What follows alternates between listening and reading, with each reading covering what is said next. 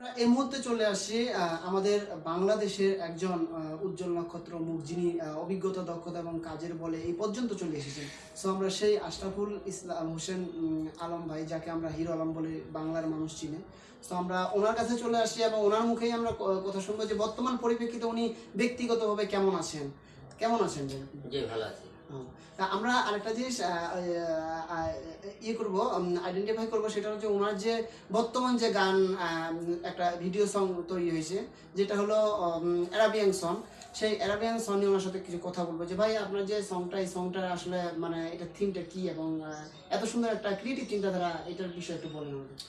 না, অবশ্যই আপনারা গানের লোকেশন, গানের গেট আপ তো দেখেছেন যে গানের সাথে যে কোনো গান করেন, নাটক করেন, সিনেমা করেন, তার সাথে কস্টিং মিলতে হয়, জি জি, কাজে মিলতে হয়। এই জন্য গানটা যেহেতু অ্যারেবিয়ান, এই অ্যারেবিয়ান গানের যে পরিবেশে যে আপনি লোকেশনটা লাগে, সেরকম একটা মরুভূমি, একটা চল লাগে, সব কিছু মিলে করে আর কি ওই গানটা, লোকেশন মিল করে এই গানটা করা।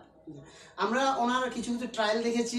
ট্রায়াল দেখার পরে উনি, ওনার মুখে শুনলাম যে আজকে সেই গানটা উনি টোটাল মুভ করে দিয়েছে, অর্থাৎ রিলিজ হয়েছে।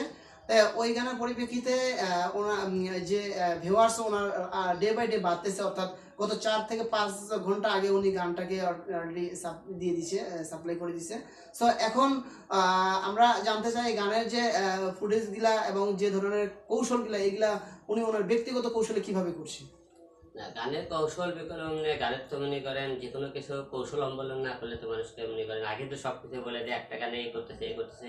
তো প্রতিটা কন্টেন্ট বলেন, যে কোনো নাটক বলেন, গেলে কৌশল অবলম্বন করতে হয় যে আমি পাবলিকে কি দেবো উপহার, পাবলিক আমাদের কি অপেক্ষা করতে, পাবলিক আমাদের প্রতি কি আশা করে, এইরকম চিন্তা আপনাদের কৌশল অবলম্বন করলে প্রতিটা কাজে কিন্তু আমি মানুষকে রিলিজ করে দিই। ধন্যবাদ হিরো আলম ভাই। আরেকটা বিষয়, সেটা হলো